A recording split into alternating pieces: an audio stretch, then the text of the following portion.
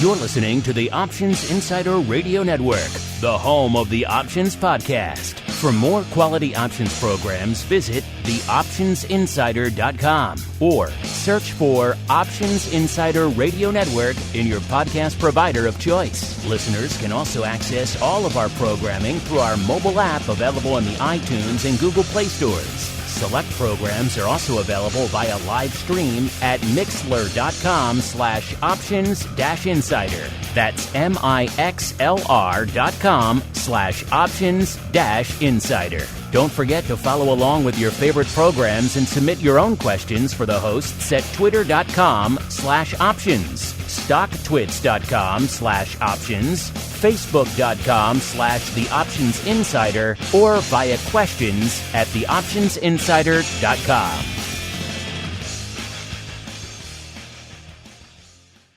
Welcome to Volatility Views, the premier program for volatility traders. Each week, we'll take a deep dive into the world of volatility with in-depth analysis, trading activity reviews, strategy breakdowns, cutting-edge education, and much more. We'll also bring you exclusive conversations with the traders, researchers, and asset managers who are reshaping the volatility landscape. If it involves volatility, then you'll find it on Volatility Views. Volatility Views is brought to you by MIAX, one of the fastest options platforms in the world. MIAX is now trading options on the SPIKES Volatility Index, offering pinpoint accuracy, radically faster dissemination, and a highly transparent settlement auction for confident trading, all for competitive exchange fees. It's time to make a change and give yourself an edge with SPIKES. Learn more about SPIKES at www.miaxoptions.com/spikes. Options involve risk and are not suitable for all investors. The statements made are provided for informational purposes only and should not be relied on for financial or legal advice. And now, it's time to take a deep dive into the world of volatility. It's time for Volatility Views.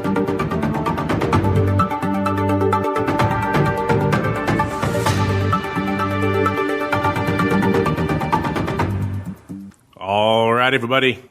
That music means we're back. Yes, for the first time here in the new year, back in 2020 for a little bit of the old Vol Views. My name is Mark Longo, coming back at you after a bit of a New Year's and holiday hiatus. Hope you guys enjoyed your holiday season and indeed your New Year's season, wherever you may be, whatever you choose to celebrate. Hopefully you had a good season. Hopefully you're still having a good season, a good kickoff here to the new year. Hopefully better than what we're seeing in the markets, at least out there. We'll get to that in a little bit. Hopefully your New Year's was a little bit better than mine. I spent most of mine in pretty much the haze of a fever dream. So hopefully yours is a little bit more fun than mine. Pro tip, if you want to watch your health, do not have children because, they find every plague and pestilence and then they keep bringing it to you. And then they keep it around forever. It never goes away. So it will just keep popping up over and over again, and you will find yourself fighting it again and again. So if you want to watch out for your health, do something else. Let's just put that out there.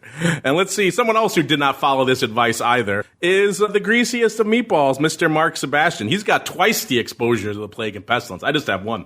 He has two, so I'm not sure how he is upright right now. But Mr. Meatball, how are you doing? Have you managed to dodge the legion of plagues and indeed pestilence that is floating around out there, sir? Yeah, it's amazing. Over break, all of my kids got sick and my wife got sick and I didn't get anything.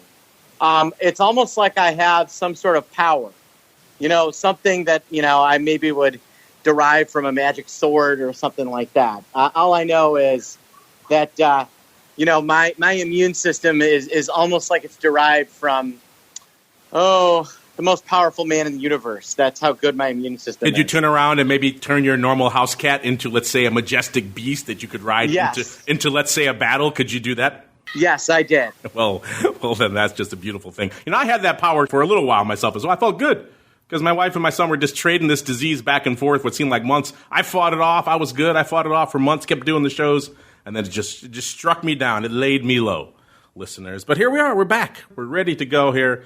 Talk a little vol here in the new year. So without further ado, let's get right into it. A little bit of the old Volatility Review.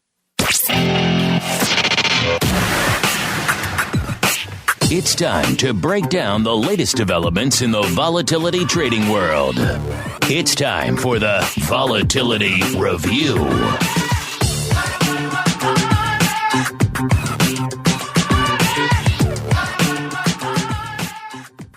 All right, everybody, let's get to it. Let's review some vol here for the first time in 2020. By the way, I'm never going to get old saying that. It just sounds so futuristic. 2020, Back to the Future. They were going ahead far fewer years than we already are right now. So 2020 just seems like just so far flung into the future. But here we are. We find ourselves in January of 2020, and the market's not exactly liking what it's seeing out there. I guess you can call it a little bit of a assassination volatility floating around, for lack of a better term.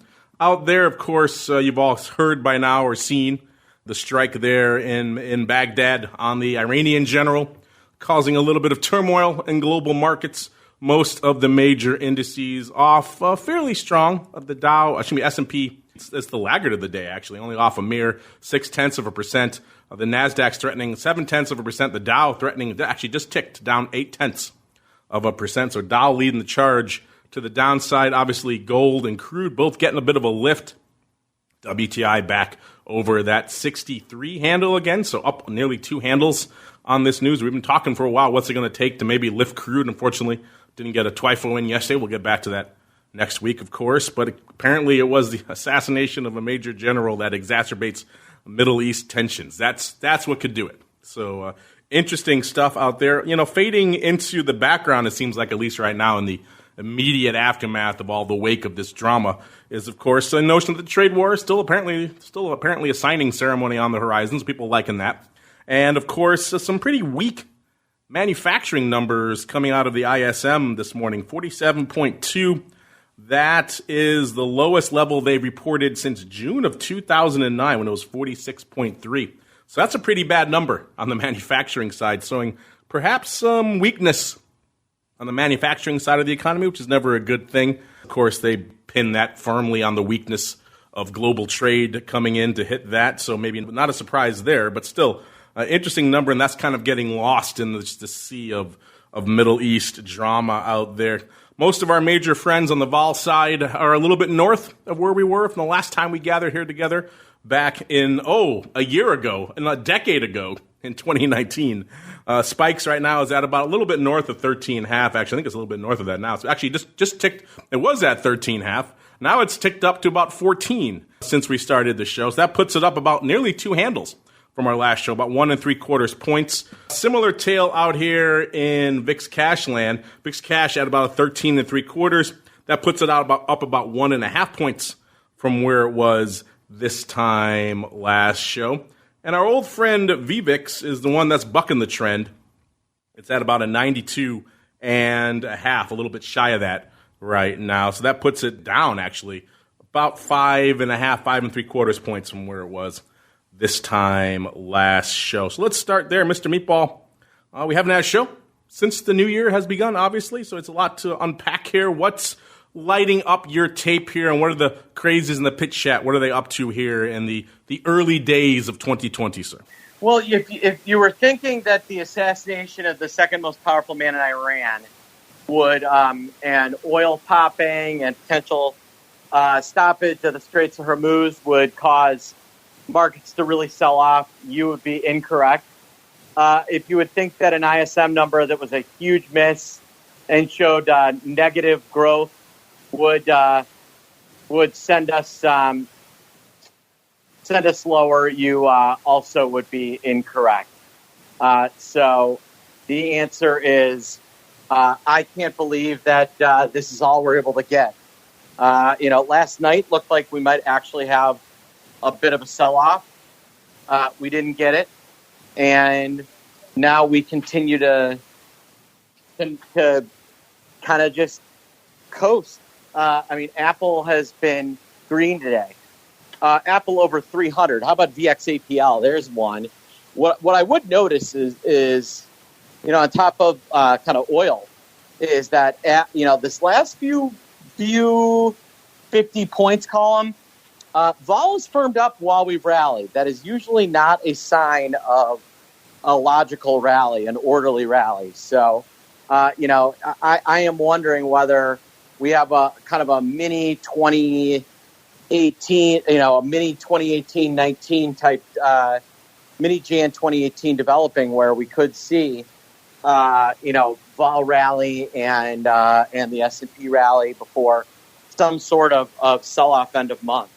Yeah, that's usually a combo that you don't see too often, and when you do, you're right. Usually there's something else perhaps swirling in the ether that, as your cohort there, Mr. Rothleff likes to say, has yet to reveal itself. Looking over here, seeing what has revealed itself, we know already that the Spikes futures are not trading. They continue to not trade as we come into the new year. We're hoping to get some more firm information on when we can exactly see those products trading again here in the new year. So hopefully when we hear back soon from the MIAX folks exactly when they've been working with the regulators throughout the holiday season. That stuff doesn't take a rest for the holidays, and hopefully we'll have more concrete information to share with you guys on that front.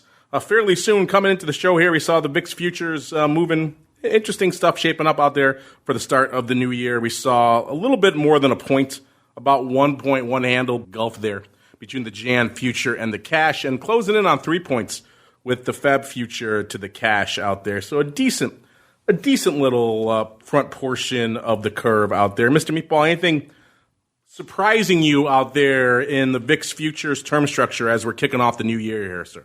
I mean, they kind of held up the Feb March spread, and now it's kind of normalized. It's been there's some weirdness in the curve that's been 3 months to expire for a while. I don't know what the deal is there, but there's definitely some weirdness.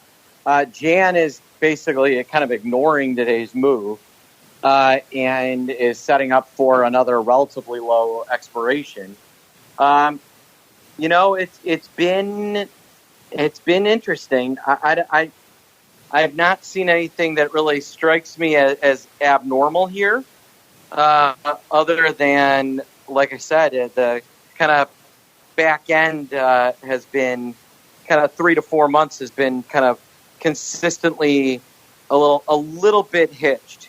It's been a quiet period, obviously, for the Spikes futures for obvious reasons. Not so much on the Spikes options front. Since the last time we chatted, there actually has been some paper going up out there. Our old friend, he or she, who likes that 1x2, they like to roll it, and they like to roll it early, and that's exactly what we saw over the past few weeks here. Remember, when we last checked in on Spikes options at big positions, were the Jan 1726, right around 17,000 by about 34,000 contracts. That's pretty much what we had. Might have been 1632, so it was a little bit more OI out there. Actually, it looks like about 8,000 more OI since our last show. So volume continuing to grow out there in Spikes land. So yeah, they're rolling pretty early, rolling out to Feb now. It's the Feb 2617 1x2 that's dominating the tape. 17,000 by about 30, almost 35,000, 33,600 or so. So a bit of a funky ratio out there. Number 3 are the Jan 26s with about 5,000 open. Number 4 are the Jan 17s with about 2,500.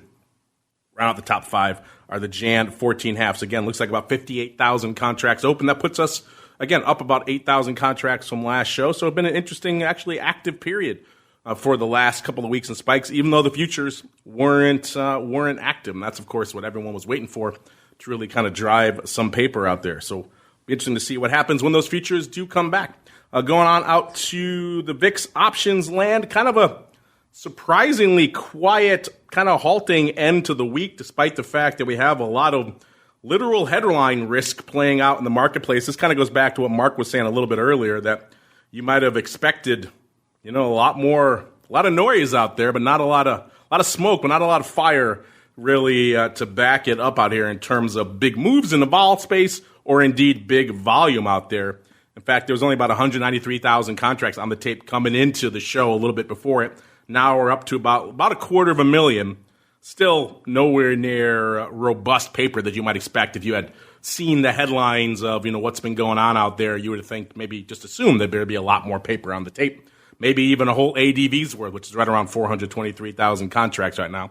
And we're not even seeing that. So pretty light times out there in VIX options land, which may indeed be surprising. Certainly was to me. Sounds like it was to Mark as well. But that's kind of the market we find ourselves in these days. It takes a lot to really move the needle these days. You know, we've had a lot of the back and forth Sturm und Drang of the trade war for nearly 2 years now. And a lot of that, after a while, will maybe make the market a little bit inured to other shocks. And that's apparently what we're seeing. Look at the Saudi attacks. The market shrugged those off like they were nothing.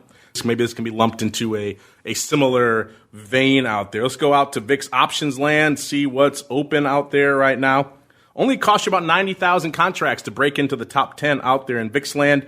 If you do, you'll be with the Jan 18s for about 89,700. Number 9, the March, all the way out to March, our first and only March here in the top 10. March 32 halves, 92,000 open there. Number 8, the Jan 12 half puts, 94.5 open there for number 8. Number 7, the Jan 13 puts, 101,000 contracts there. Number 6, the Jan 14 puts, 106,000 contracts open there. Number 5 here, 109,000 of the Feb 14 puts, our first and only Feb in the top 10.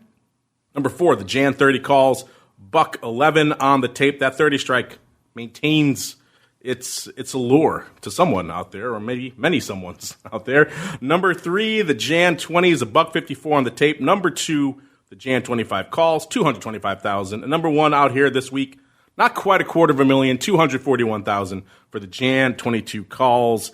Again, if you know anything about VIX, you know that's pretty light for the number 1 spot. And the overall OI reflects that as well. The OI is still pretty light out there. About 5.25 million contracts open. That's about 3.6 million on the calls and about 1.65 million or so on the puts. Worth noting, by the way, in the top 10, pretty much 50-50 calls to puts. So an equal breakdown up there, which is kind of interesting. Like I mentioned, not a lot really lighten it up. And this is, of course, a truncated holiday week. We'll start from today and roll backward. I think it's just easier for people to parse it and grok it that way when we do that. Like we said, today, not exactly a rock'em sock'em robots day, about 250,000 contracts on the tape.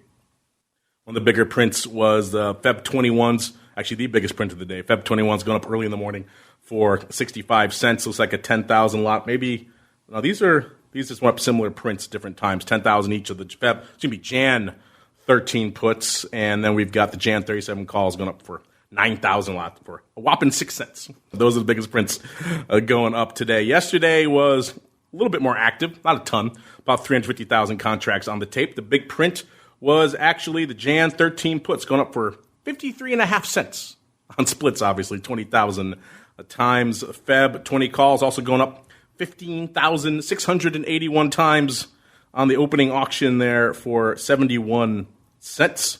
And then we've got, let's see, the Jan 14s going up 10,000 times for $1.30. And most of these are all opening, and most of these are not spreads, which is kind of interesting. Jan 29 is also 10,000 times. 10,000 was the trade du jour yesterday. 29 calls going up 10,000 times for 12.5 cents. And the Jan 14 puts also going up 10,000 times for $1.10. These are not spreads, though. So just all very similar and related size paper, but not exactly of the spread variety. Wednesday, obviously, we were closed for the New Year's holiday. Tuesday, a little bit more active, but not a ton. 370,000 contracts on the tape there on Tuesday. The big print was Jan 11 half puts going up in one print 14,000 times. Looks like a total of a little more going up on the day. That one up again. Looks like the 12 half straddle maybe about 4,500 times. I don't think they did a combo. It's like more of a straddle.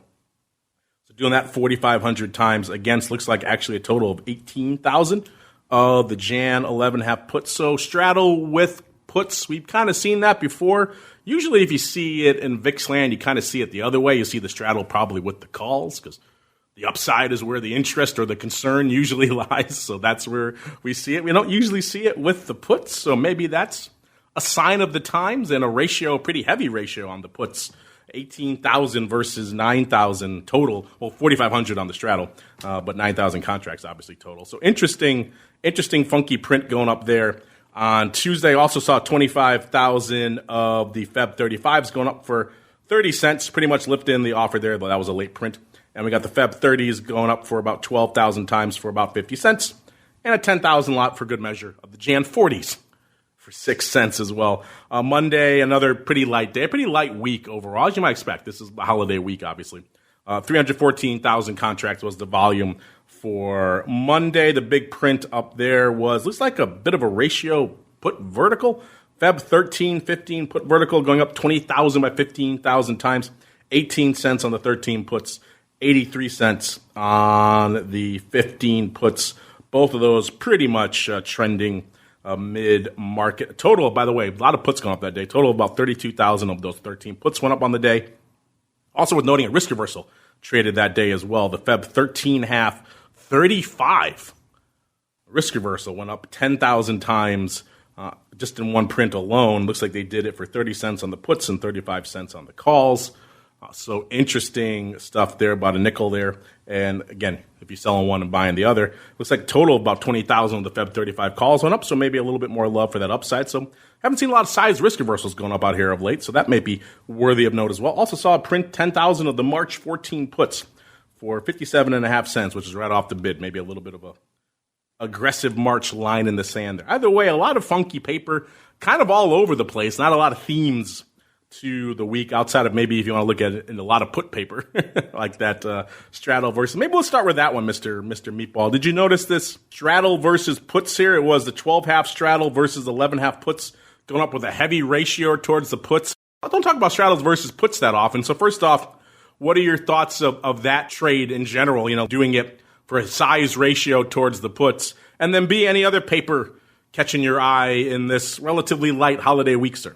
Well, the size ratio makes sense to kind of flatten up the delta because you're getting a pretty heavy delta on the long call versus the put. So my guess is they're trying to get it relatively close to delta neutral. And then, the 11.5 put, what do you get out of that? Next to nothing.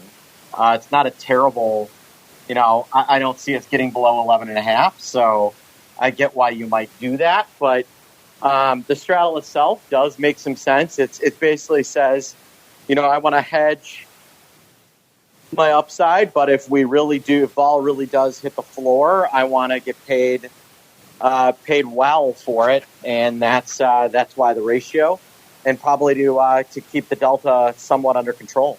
What is lighting up the tape in the pitch chat on these kind of truncated holiday weeks? Is there anything really going on in there? Is there any beginning of the year trading going on? Any activity lighting up their tape, sir? It's been slow. Everybody's waiting for Apple to pull back so they can get short.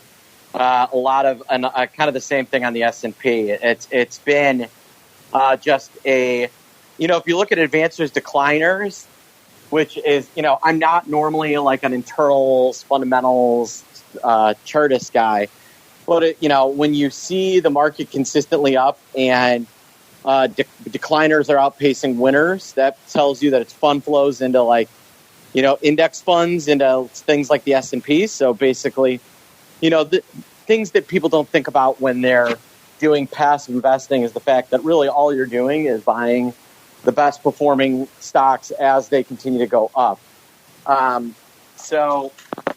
And those tend to be the ones that lose on the sell-off.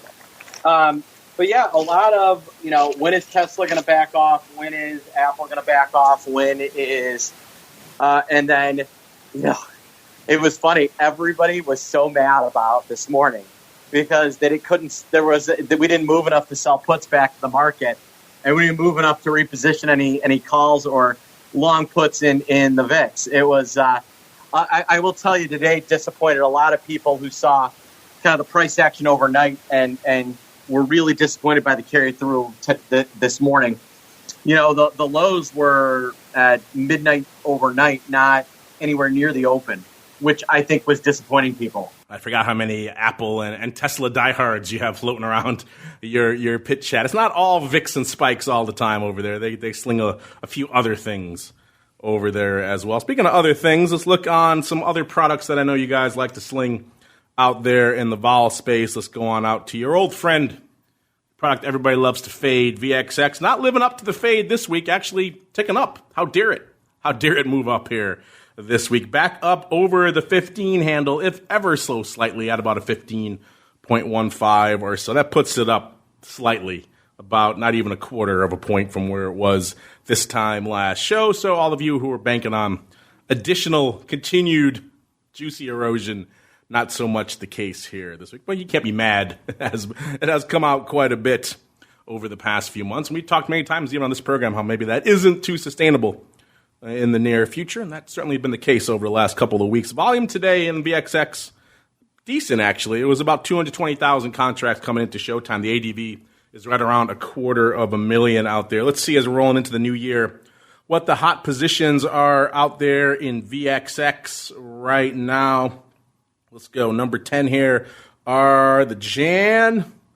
These are actually expiring today. The Jan expiring on the 3rd. 17 half calls, 25,000 of those bad boys. I'm going to go out on a limb and say those probably aren't going to work out, but hey, anything could happen. Got a few hours left.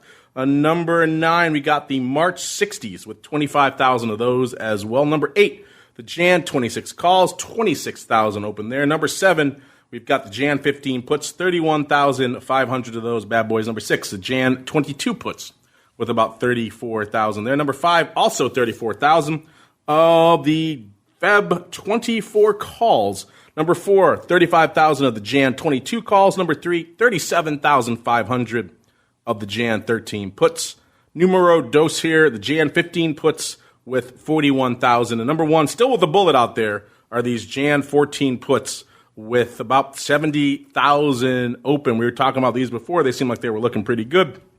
This last couple of weeks, price action, not so much, but still plenty of time for these bad boys to kick in here. They got 2 weeks, so a lot of erosion can happen over the course of 2 weeks. Probably a much better chance than these 17 halves do, expiring later today. Total of about 1.6 million open with about 900,000 on the calls and about 700,000 on the puts. So all of you out there who say VXX is nothing but a put trade, well, calls continue to outshine the puts here from an overall OI perspective out here. Looking at the top 10 right now, looks like it's pretty much 50-50 right now. Once again, calls to puts here in VXX as well, with 5 each in our top 10. Look at some big prints out here. Let's see what's going up today. The big print out there, there's 2 of them, actually. First, the big single print are 10,500. The Feb 20 halves, these are going out on the 7th, so February 7th, going up for 40 cents on the bid. So maybe someone doing a little bit of overwriting out there. And then also looks like a bit of a 1x2.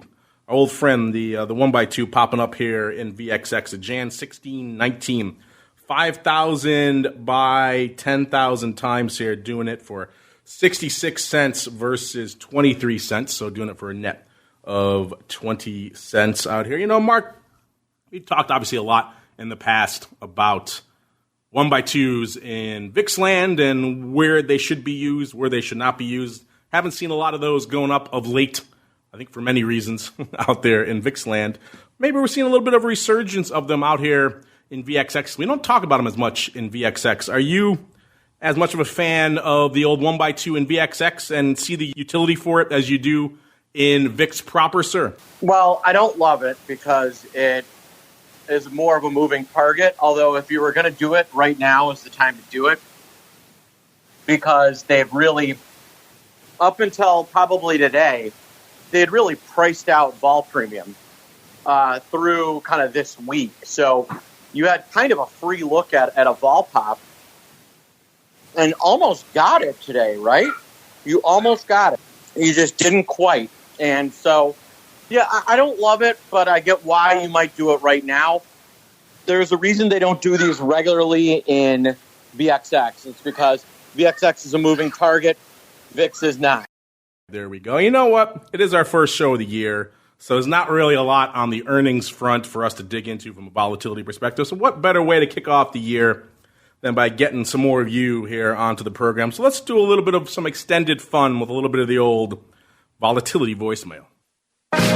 It's time to share your thoughts and opinions with your fellow volatility traders. It's time to check the volatility voicemail. Make your voice heard by dialing 779-669-4VOL. Posting a comment on the optionsinsider.com, sending an email to questions@theoptionsinsider.com, or posting your questions to twitter.com/options or facebook.com/theoptionsinsider.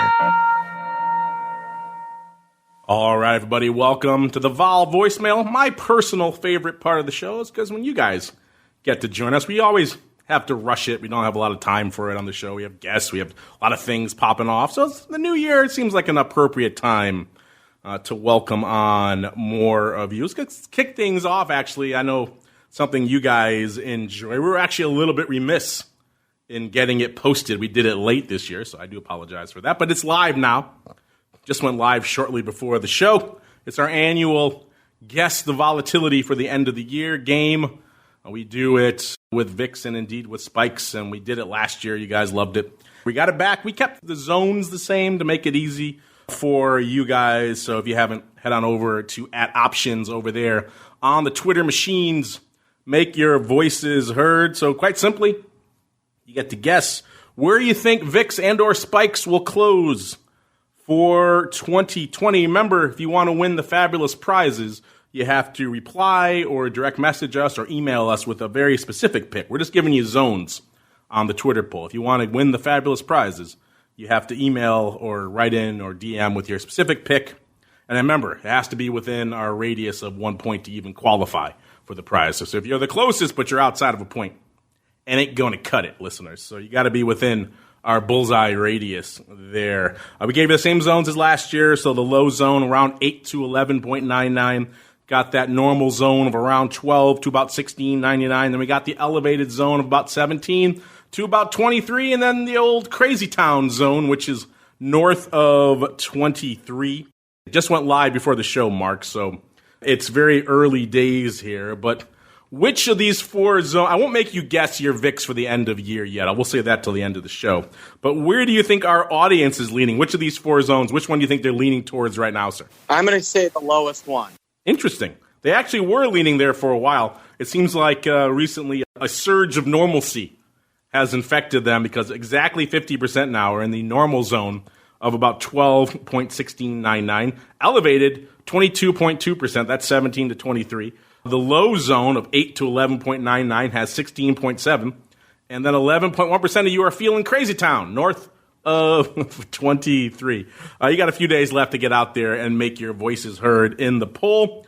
Already we're getting people playing along, given their specific picks. We got a bunch of them filtering. We have to go back and sort through all of your answers from last year, too, to see if we do have a winner who was within that one poll. So far this year, we already got some votes. We got our old friend MCB saying 28 even. Actually, I should precisely 28.0000. So there you go. 4 decimal points of accuracy there. Then we got Suleiman S. Lalani saying 13.2. So quite the range out there so far. By the way, if you're wondering what people voted for last year, we had the same zones and very elevated, which we call Crazy Town this year. It was called very elevated last year. That actually was the winner with 36, almost 37%, 36.9%. Number 2 was elevated, 17 to 23. That had 32.4%. Number 3, I should say, was the normal zone, 12 to 16.99. That had 28.8%.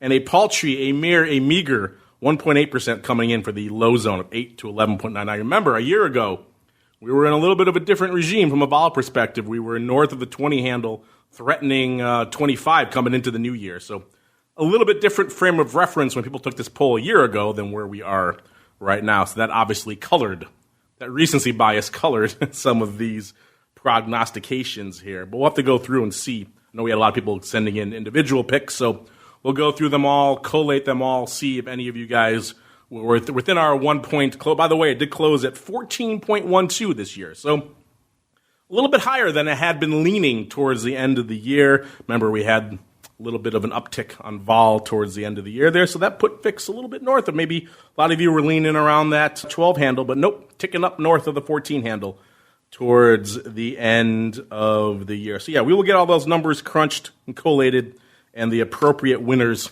notified and send out. We love sending out fabulous prizes. That's fun for us. So hopefully you guys are winners. And if you're outside the United States, like many of you were who won Mark's book in the past, we'll make sure you get something speedily sent to you. I know that's been an issue in the past. But let's see what else we've got cooking over here. Craig Garbers wants to know, I'll just send you guys a quick message about a vendor you had on your broadcast some time ago offering live data trade simulators along with some volatility monitoring tools on their platform. I don't exactly remember who they are, but I'm interested in using this type of scenario to visualize some ideas/groupings and compare them. Their offering may work well with this type of a concept. if they're still offering live simulators, or if you might remember who they were, or know of a quality source for that, a reply with that information would be appreciated. Hopefully that helps to jog your memory about that. And thank you in advance if you're able to do so. Well, Craig, the one that probably matches your description that jumps to mind for me would probably be Matt and his ORATS platform. They've obviously been on the show many times, and they do a lot of our earnings volatility and the earnings move and earnings move results reports. So we talk about a lot of times during earnings season. So that one probably jumps to mind. They also have a lot of the back testing, the visualization. They used to have that platform. I believe it was Acumen that Andrew used to be involved in. That was kind of a 3D topographical visualization platform of options unusual activity. So they do had some visualization. I'm not sure if that's still one of their offerings, but the best thing to do, check it out, orats.com, ORATS.com, and check it out for yourself, or we have your email. We'll put you in touch with Matt after the show here as well. And hopefully he's the only one I can think of that really matches that description there, Craig. So hopefully that is helpful for you. All right, next up, Danigan, maybe Denogin. I like that. I like it better as Denogin. We'll call him Denogin. Denogin wants to know, will we see any new vol products enter the market in 2020? Great question. We've had a lot of these products swirling around the space for some time. Many of them have been featured on this show over the many long years that it has run. Some have come to fruition. Many others have not. I'm looking at you, NASDAQ, whatever the hell you're calling those products over there now. It used to be SKUDEX and VOLDEX. Now they're on their fifth iteration and called something else. Obviously, spikes came to fruition after a long gestation period. So we like to see more products in the space. It just doesn't seem like the regulatory environment. Look what happened with the spikes futures. The regulatory environment for new vol products is, shall we say, not exactly favorable. Even products that are approved already that want to list a future on an existing option contract have to jump through additional hurdles. So it's a challenging time to list a volatility product. That said, the only one I can even think of right now that has any heat behind it is the one everyone was asking us about, because they had that Bloomberg article a few weeks ago. I believe the ticker was SVIX, Mark? Was that the one that everyone was talking about as the new XIV? Yeah, SVIX, and having gotten a little more color, I'm pretty sure that they're going to get themselves launched by the end of Q1. So they really sound, the people I talk to sound pretty confident it's going to get moving.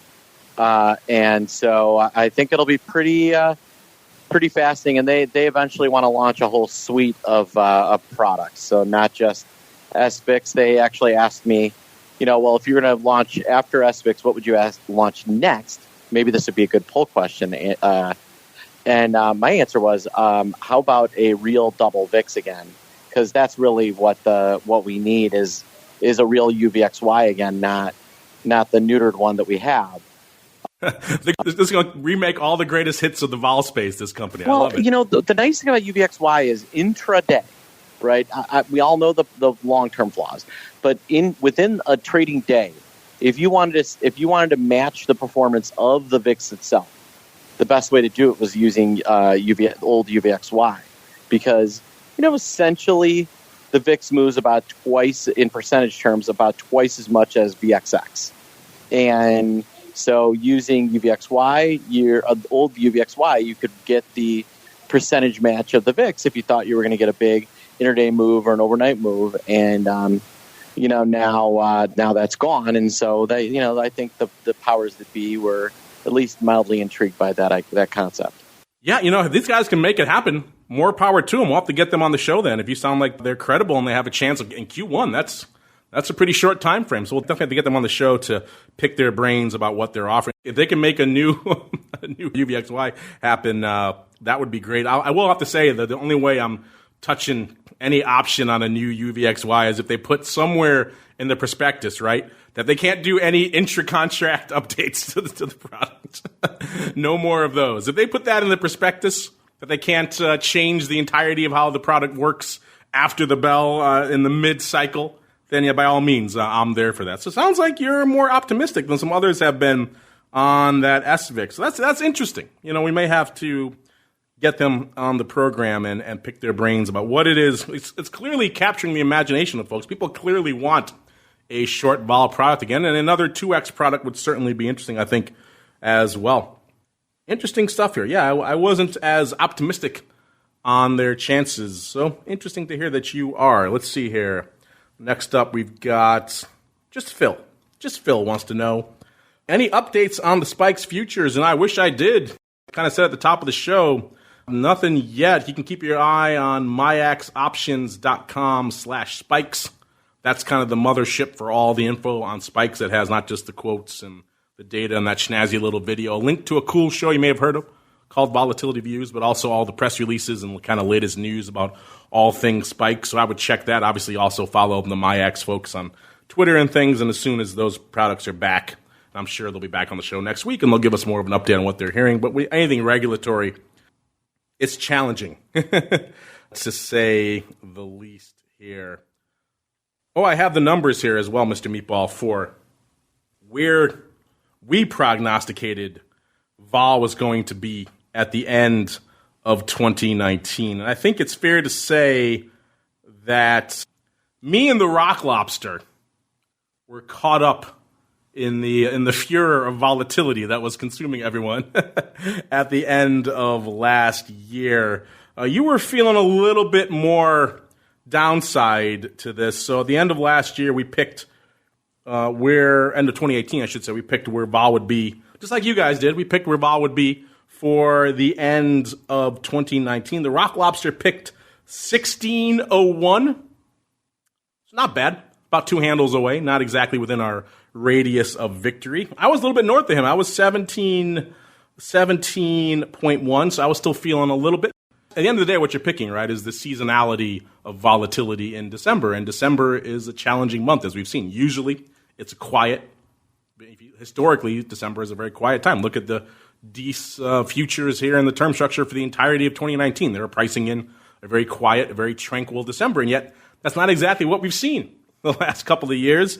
So we were trying to fade in a little bit of upside surprise into that. Saw some of that, but not quite as much as we were hoping for. Mr. Meatball, you were feeling a 12.04. So you were about 2 points to the downside. You were looking good right up until the last week or so, Mr. Meatball. That just shows how capricious the volatility markets are, sir. You were winning right up until you lost, sir. Lovely. Just thought I would share that with you in case anyone wanted to know what our picks were. I was winning till I lost. You were winning right up until you lost. Interesting that you would do better on the 1 year pick than you do on the weekly picks. Interesting. So yeah, listeners, we were kind of all over the place last year. We were like you guys. We weren't quite as elevated as you guys. You guys are thinking north of 23. We weren't quite there. But we were feeling a little bit more vol than we ended up getting for the year. Oh, we got here's a bunch of the votes here. Now I'm looking at them now.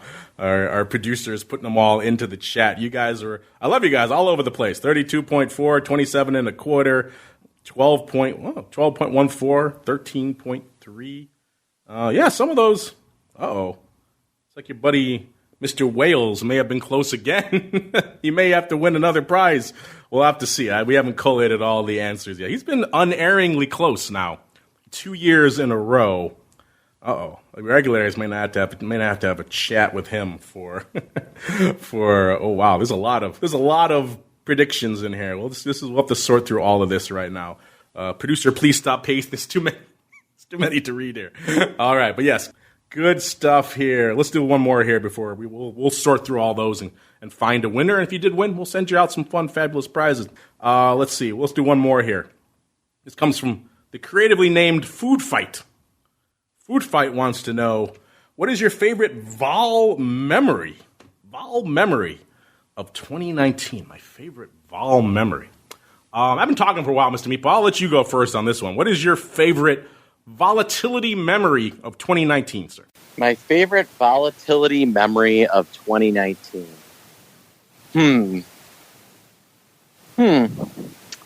Well, let's see. We had some volatility action. I'm going to say that my favorite volatility memory is going to be the utter collapse that we saw from, let's say, 11:20 to about 12:15. I think that over that period of time, we saw VXX go from about 22 down to 15. Lost about half its value in a couple of weeks. That was pretty impressive. That was pretty impressive. This is a hard one. I may have to do a self-serving answer and say I think it's, for me, obviously 2019 was an interesting year. A lot of stuff going on.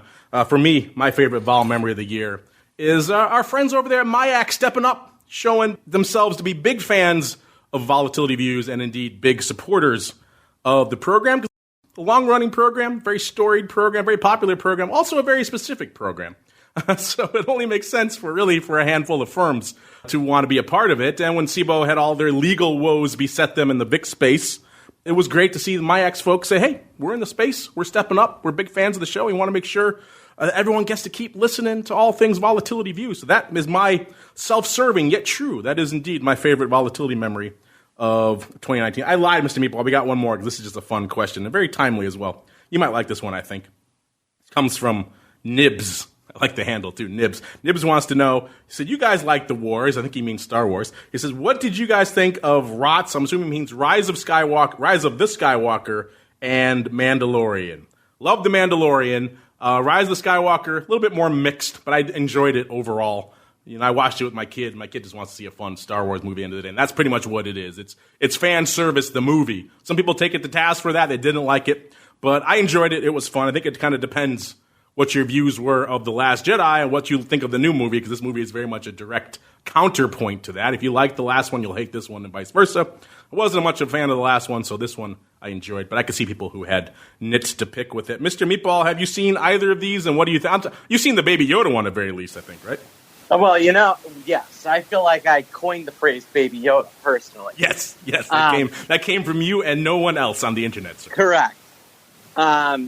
But I'm going to, I really enjoyed The Mandalorian. I got to say, I was pleasantly surprised by Rise of Skywalker. I think the thing to understand is that they had, Rian Johnson so thoroughly screwed up the planned narrative that, what really drags down Rise of Skywalker is making up for all of the mess left behind by The Last Jedi. And, it also didn't help that they killed off the wrong Skywalker in the last movie. Would have helped if the Skywalker that lived at the end of the last movie was the actor was actually alive when they began filming the most recent one. Yeah, that was a bit of a poor move on their part, obviously. And you're right, this film is pretty much a direct response, contradiction, correction, call it what you will, of the previous movie, which is a strange thing to see in a major franchise, them course-correcting and then course-correcting the course correction. It's a strange move to not have some sort of overarching plan for the whole narrative, but c'est la vie. I think it ends on an enjoyable front. You may disagree, either way. It's Star Wars. That's what it's about. It's about fun at the end of the day. As we keep on rolling into our final segment, it is time for the crystal ball. It's time to peer into the future and reveal what the volatility gods hold in store. It's time to look into the crystal ball. All right, everybody, welcome to the crystal ball. This is the most difficult, the most dangerous part of the program, where we attempt to wrestle the slippery pig that is volatility, usually for the coming week. This is the most dangerous one of the year right now because we have to go out an entire year to try to prognosticate where VIX and spikes will be at the end of the year. We're going to play along with you guys here. We've got to see if we can wrestle the Rock Lobster's prediction in from him. But, by the way, speaking of the Rock Lobster, last time we did the show 2 weeks ago, he and I had the unenviable task of attempting to predict volatility 2 weeks into the future. Mr. Rock Lobster was feeling a little bit upside, not quite as much as we have right now. He was at a 1275. Of course, my quotes are frozen, because what fun would that be if they weren't? But, yeah, coming into showtime here, we are seeing a lot of interesting changes here. Yeah, we're at about 1375. That makes more sense. In the VIX cash and spikes at a similar level here.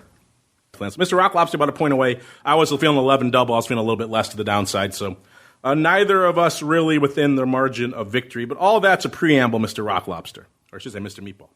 For the most difficult challenging task we have for the entire year, which is what are you feeling for the end of the year, VIX spikes close here, the end of 2020? I'll be charitable. I'll let you go first if you like. Or you want me to go first? I'll go first. What do you feel like? For 2020, I am thinking 1410. 1410 for an end-of-year close for VIX/spikes. We'll do both. We'll be charitable. That way you have two swings at the bat. Looks like the Rock Lobster has now sent in virtually his prognostication as well. He's feeling a very Columbus-centric 1492. You know, this is a question I've been wrestling with for a little while now. We've been talking about where vol will be on some of our programs like the advisor's option at the end of the year for some time. And it's been interesting and challenging really to come up with arguments for why vol will be markedly different this year from what it was last year. Obviously, we have an election cycle coming up, and that could certainly inject a little vol into things. But, you know, this election cycle, there's a lot of known knowns there. In the past, outside of 2016 being a dramatic outlier, outside of those, there aren't too many scenarios where that will inject sustained vol. It certainly could. I feel us on a similar trajectory to what we've had. That's what I've been prognosticating on our other shows, and I'm going to lean that way again as well. I'm going to say, coming into the end of the year, we're going to see a nice low end of normal VIX right around, and spikes are right around a 1255. All right, listeners, that music means we've come to the end. A trouble-free, problem-free episode of Volatility Views. But before we go, let's go back around the horn. Let's see what's cooking with our cohorts here in the land of the pit that may interest you, Mr.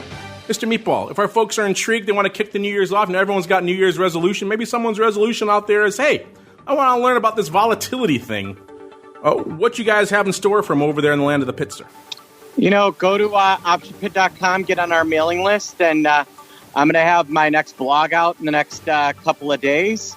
Should be really great and fun, and looking forward to it. So go to optionpit.com, read my blog, give me your email, and you'll get more blogs. There you go. Go to optionpit.com, read his blog, give him the email so you can get more blogs. Of course, check him out over there on the old YouTubes as well, Option Pit. I see a growing number of you like our stuff on YouTube. But again, it's not our preferred platform to put it out. It kind of just goes out there in an automated fashion. But if you're liking it that way, enjoy it. We don't judge. As long as you're listening, sending in questions and comments, playing along on our polls, you can consume it however you like. And of course, check out our friends over there in the land of spikes as well. MyAxOptions.com/spikes is the place to go for all the information on that. You get updates on when the futures maybe will be going live with some more releases there. You get that snazzy little video that explains spikes in about 2 minutes for you. Get quotes, the market data, all the fun stuff you need over there as well. And on behalf of all of our friends over there in MyAx/spike/T3 land, and of course, the Greasy Meatball and the Rock Lobster, and indeed myself, I want to thank all of you out there for downloading, streaming, and subscribing, for making 2019 such a great year for this program. Don't worry, we'll go through and collate and sort all of your responses from last year to see if there are any winners lurking in there. And if you haven't played along yet, get on over there, add options on the Twitter machine, or you know how to find us on the website via email or anywhere else. Get those specific picks in over the next few days, and we'll get them all sorted and ready to see if any. So far, from your early prognostications, you guys are all over the map, which is kind of fun. That's what makes the market. So get those picks in, and we'll see you back here next week for more Volatility Views.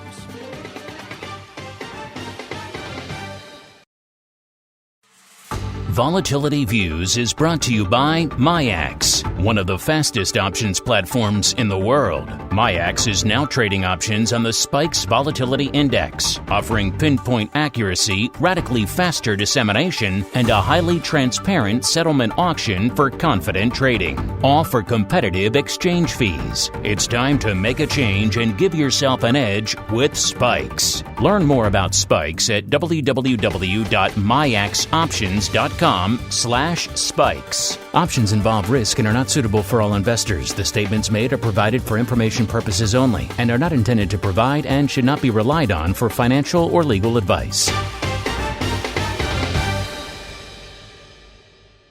You're listening to the Options Insider Radio Network, the home of the Options Podcast. For more quality options programs, visit theoptionsinsider.com or search for Options Insider Radio Network in your podcast provider of choice. Listeners can also access all of our programming through our mobile app available in the iTunes and Google Play stores. Select programs are also available via live stream at mixlr.com/options-insider. That's mixlr.com/options-insider. Don't forget to follow along with your favorite programs and submit your own questions for the hosts at twitter.com/options, stocktwits.com/options, facebook.com/theoptionsinsider, or via questions@theoptionsinsider.com.